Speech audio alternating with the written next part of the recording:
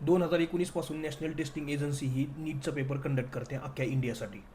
आता या 7 वर्षात 3 वेळेस पेपर लीक झाला त्यांच्याकडनं. 2021, 2024 आणि 2026. 3 वेळेस यांनी पेपर लीक केला आहे. म्हणजे पहिल्या वेळेस ज्यावेळेस पेपर झाला 2021 साली, त्यावेळेस यांना अक्कल आली नाही की टाईट सिक्युरिटी ठेवायची. एखाद्या अकॅडमीला जरी पेपर काढायला दिला असता ना, तर त्यांनी चांगल्या प्रकारे काम केलं असतं. पण हे करप्टेड चालेल, भ्रष्टाचारी सगळे, खालीपासून ते वरपर्यंत की सिस्टीम करप्ट आहे. या देशातील सामान्य जनता आपल्या मुलांसाठी कष्ट करून पैसे कमवते, त्यांना ॲडमिशन घेते, क्लास लावते, आणि ज्यावेळेस एक्झामचा टाईम येतो त्यावेळेस तुम्ही पैसे घेऊन पेपर लीक करता. लाजा वाटल्या पाहिजेत. आपल्या देशातील मंत्र्यांची पोरं बाहेरच्या देशात मोठ्या शाळेमध्ये शिकतील, आणि सामान्य जनता ज्यावेळेस कष्ट करून पैसे कमवून मुलांना शिकवते त्यावेळेस तुम्ही असं भ्रष्टाचार करता.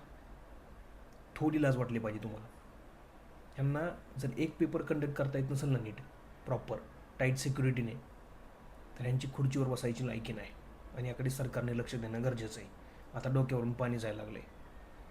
देशाच्या जडणघडणीमध्ये शिक्षणाचा किती मोठा वाटा आहे हे सरकारला कधी समजणार आहे माहीत नाही आहे.